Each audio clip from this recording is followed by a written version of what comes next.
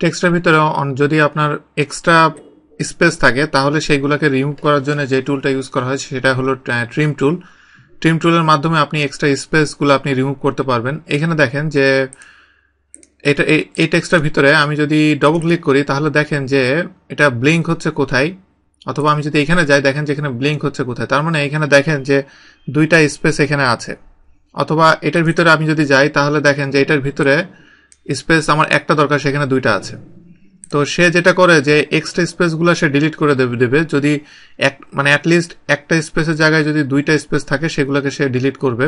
এবং লাস্টে যে যদি কোনো স্পেস থাকে লাস্টে এবং ফার্স্টে কোনো, যেমন এখানে লাস্ট স্পেস আছে এবং এখানে ফার্স্ট স্পেস আছে, তো এখানে লাস্ট এবং ফার্স্টে স্পেস থাকলে সেগুলোকে সে ডিলিট করে দিবে। আর মাঝখানে থাকলে সেগুলো ডবল থাকলে সেটাকে সে সিঙ্গেল করে দিবে।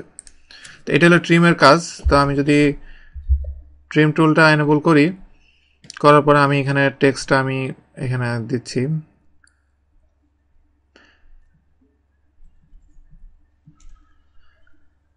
দেওয়ার পরে এবার আমি সবগুলা করে ফেললাম। সবগুলো করার পরে এবার আমি যদি এটার ভিতরে এভাবে ক্লিক করলে আসলে হবে না।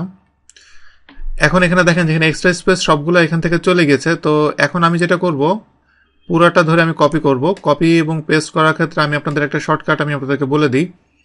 পুরোটা সিলেক্ট করার পরে রাইট এই বর্ডারে গেলে যখন এই আইকনটা শো করবেন, রাইট মাউস ক্লিক করে ধরে ডান দিকে নিয়ে আসবেন।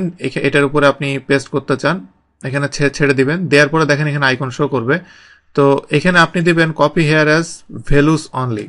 আমি যদি এটা দিই তাহলে এবার দেখেন যে এখানে যে ট্রিমের যে এই ফাংশনটা আছে এখানে ফাংশনটা নাই।